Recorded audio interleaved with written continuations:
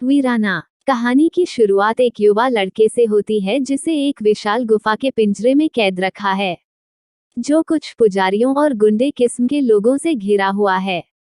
वो उनसे रिहाई की विनती करता है और पूछता है कि वे आखिर उनसे चाहते क्या है। पुजारी बताता है कि उन्हें सिर्फ उसका खून और गोश्त चाहिए ताकि नकिता को जीवित किया जा सके। उसी क्षण एक बेहद खूबसूरत युवती के रूप में एक डायन पहुंचती है और गुफा में दाखिल होती है। फिर वह अपने गले से चमगादड़नुमा लॉकेट उतारती है और एक डरावनी शक्ल में बदलकर उस शख्स को मार डालती है। ठाकुर महेंद्र प्रताप सिंह कुलभूषण खरबंदा कुतुब नजदीकी जंगल में चल रहे डायन नकिता कमल रॉय द्वारा दहशत व तबाही की खबर मालूम होती है। एक रात उनकी छोटी बेटी उनके यहाँ आकर बताती है कि गांव वालों को वहां एक लाश मिली है। वहां पहुंचने पर गांव के लोगों से घिरे उस अनजान व्यक्ति की लाश देखने मिलती है। पूछने पर बताया गया कि ऐसा जंगल में अक्सर रहस्यमय ढंग से विचरने वाली औरत का काम हो सकता है, जिसे लोग डायन कहते हैं। मगर समीर ठाकुर ऐसे चुड़ैल व शैतानों को एक कोरा अंधविश्वास बताते हैं। पर उनमें से एक व्यक्ति के मुताबिक कुछ वर्ष पहले जब वह नजदीकी शहर से गांव लौट रहा था, वह अपने रास्ते से भटक गया था और चलते चलते वह जंगल में घुसते साथ वहां एक युवती को विचरते देख लेता है, जो एक चमगादड़ में बदल जाती हो और उसके चेहरे पर हमला करती है। महेंद्र प्रताप इस मामले की तहकीकात का निश्चय करते हैं। उनके छोटे भाई समीर प्रताप विजयेंद्र घाटगे इस डायन का शिकार करने की ठानते हैं। इधर उनकी पत्नी प्रीति अपनी बेटी और भतीजी का वास्ता देकर जाने से रोकती है, लेकिन अभी वह कुछ ही सीढ़ियां उतरे थे और महेंद्र प्रताप बताते हैं कि उन्हें अपने भाई पर पूरा यकीन है और उनके पूर्वजों से जिनसे भी लोगों ने न्याय मांगी उनका पूरा सहयोग दिया। वे अपने भाई को बतौर तोहफा ओम शब्द देते हैं और उसके सौभाग्य की कामना देते हैं। ज्यों ही समीर अपनी कार पर रवाना होकर जंगल से गुजरता है, उसे एक बेहद खूबसूरत युवती मिलती है, जैसा कि उस देहाती ने उल्लेख कराया था। वह युवती समीर से कार पर लिफ्ट मांगती है। वह लोग एक पुरानी हवेली पहुंचते हैं जिसके पीछे ही जंगलों से घिरा एक झील मौजूद है। वह समीर को अपनी मादक अदाओं से फांसती है और वह युवती साथ बाथटब में नहाने को रिझाती है। इस तरह उसका यह मन बहलाने वाला नाटक उसके साथ शारीरिक संबंध तक पहुंचता वह उसकी गर्दन से उस चमगादड़नुमा लॉकेट खींच डालता है। इसके साथ ही उस लड़की का घिनौना रूप सामने आता हो जो खुद को डायन नकिता बताती है। समीर चूंकि उसकी कमजोरी जानता था और इसलिए वह उस ओम के जरिए लाचार करा देता है। समीर प्रताप सिंह उस डायन को गांव की सरहद तक लाते हैं और ठाकुर के आदेश पर स्थानीय लोग उसे फांसी पर लटका देते हैं।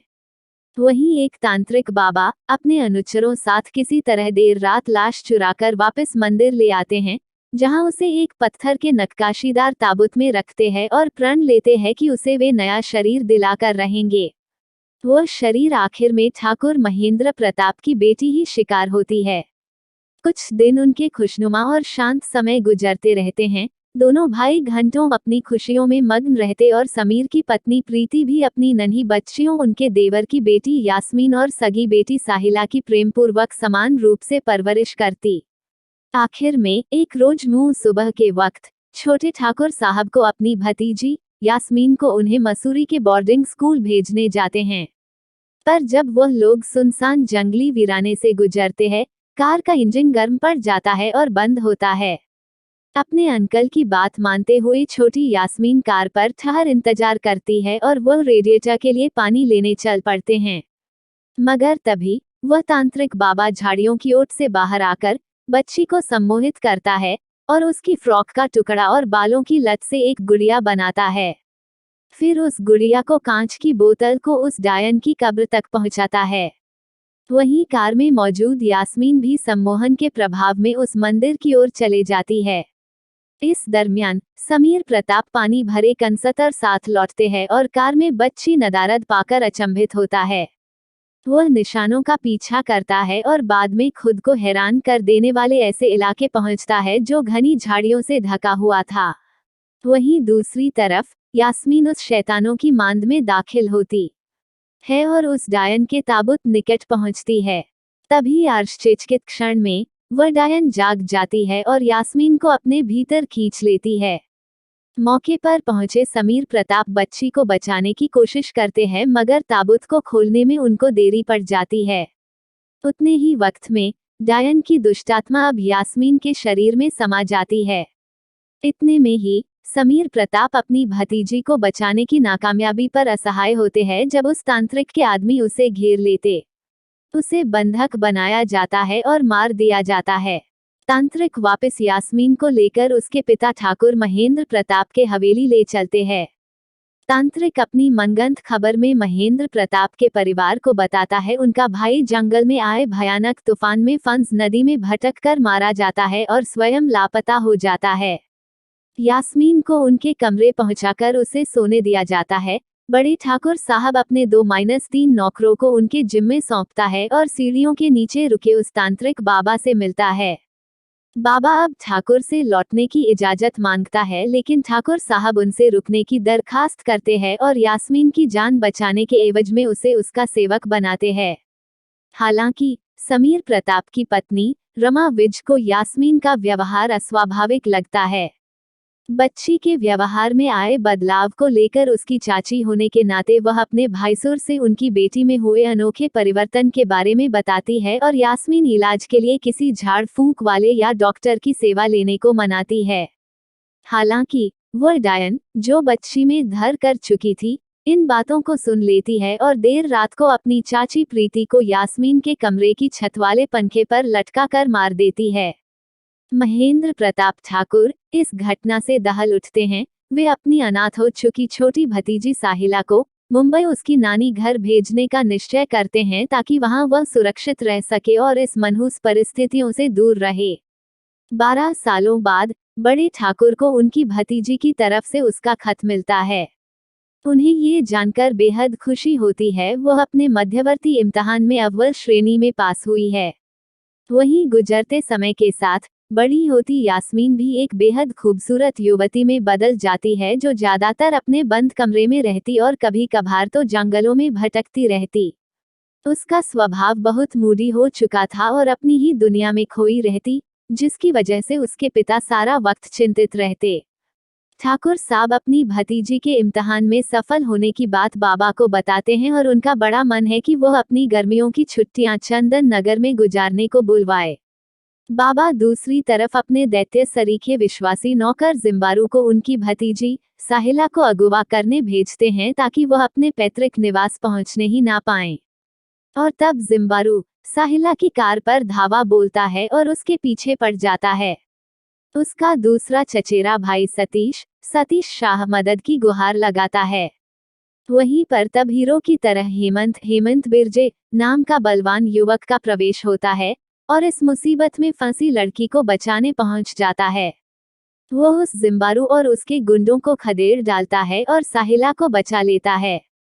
उधर वापस गांव पर यास्मीन सिटी पेट्रोल के एक नौजवान मैकेनिक विजय अरोरा से मिलती है, जो एक कुशल कार मिस्त्री है और कार की मरम्मत बड़ी दक्षता से करता है। वो उससे बेहद प्रभावित होती है और पुरानी हवेली की पीछे झील किनारे देर रात पिकनिक मनाने का न्योता देती है। जब वह शख्स वहां पहुंचता है, वह उसकी खिदमत करती है और दोनों साथ में जाम पीते हैं और खाना खाते हैं। इस बढ़ी हुई खुमारी के साथ वह शख्स अब यास्मीन को पाने बेचैन होता है और इसी आतुरता वह दोनों उस रात हमबिस्तर होते हैं। यहाँ यास्मीन के उभरे हुए नितंबों के दर्शाए जाने कारण फिल्म को एक वयस्क प्रमाणन पत्र मिलता है। आधी रात के कुछ वक्त बाद उस शख्स की चेतना लौटती है और जाग जाता है। वह यास्मीन की रंगहीन हो चुकी आंखें देख सिहर उठता है और पाता है कि उसकी पलकें भी झपक नहीं रही। वह भागने की कोशिश करता है, लेकिन वह दोबारा बिस्तर पर गिर पड़ता है। तब लड़की में बसी डायन के नियंत्रण में अपने चांदी की कटार लेकर उस आदमी को जिबह कर मार डालती है।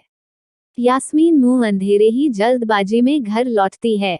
उस शख्स की लाश पुलिस को अगली सुबह बरामद होती है और पर उसकी शिनाख्त नहीं हो पाती और इसकी तहकीकात भी रोक दी जाती है। उधर इस सफर में हेमंत और साहिला करीब आते हैं और दोनों साथ ही हवेली पहुंचते हैं।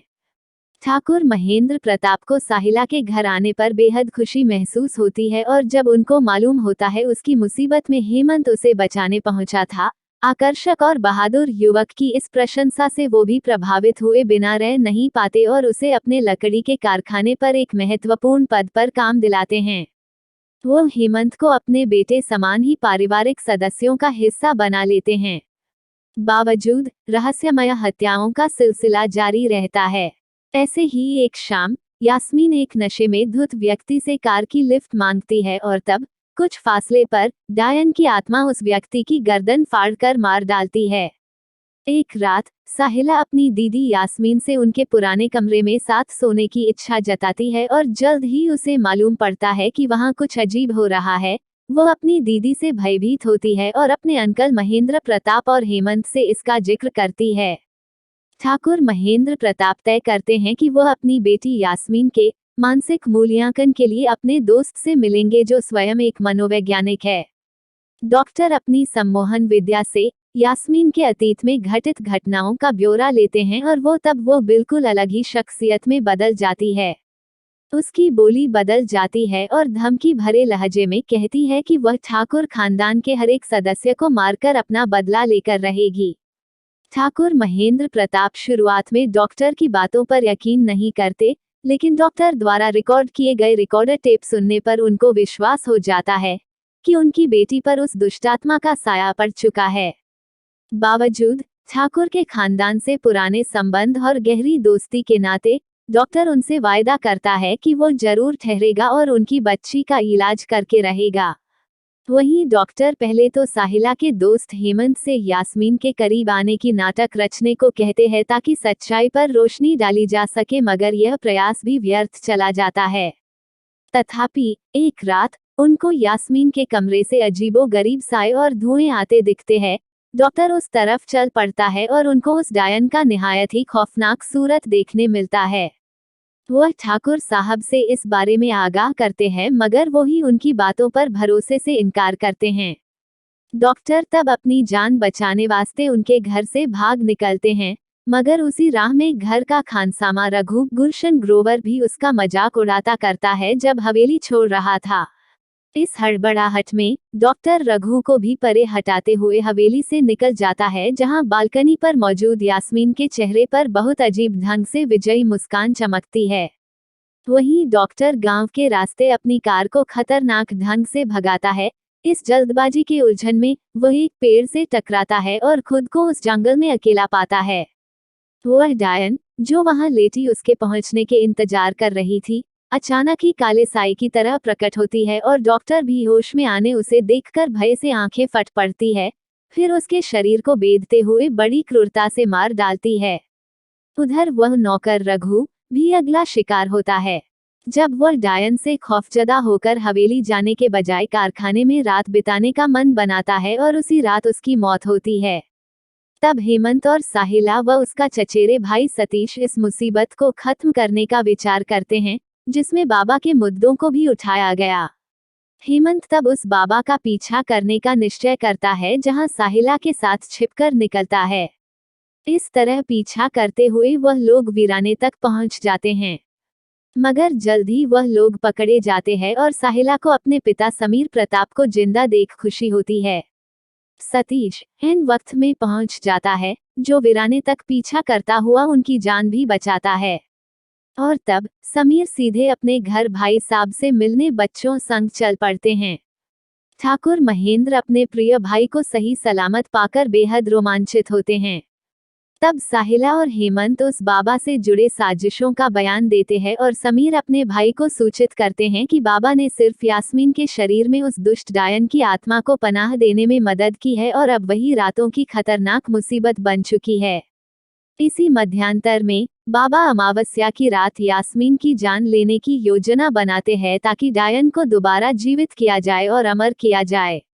वह यास्मीन को हवेली से उठाकर शैतानी मांदले चलता है और उसकी बलि चढ़ाने के लिए हवन यज्ञ का इंतजाम करता है। पर जल्द ही उसका परिवार उस क्षण तक पहुंच जाता है।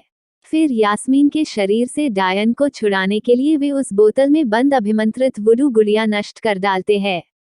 मगर इस बदकिस्मती से बड़े ठाकुर को अपनी बेटी की खुशियों और लंबे वक्त तक चले जीवन की लड़ाई वह हार बैठते हैं।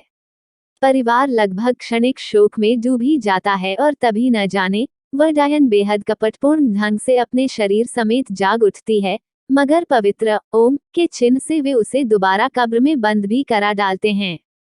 तब ठाकुर परिवार और सारे गांव वाले उस ताबूत को भगवान शिव के मंदिर ले चलते हैं। ताबूत को मंदिर भीतर प्रांगण में लाया जाता है और समीर प्रताप उसे हेमंत की मदद से खुलवाते हैं। दोनों लड़कियों को बाहर ही रखा जाता है।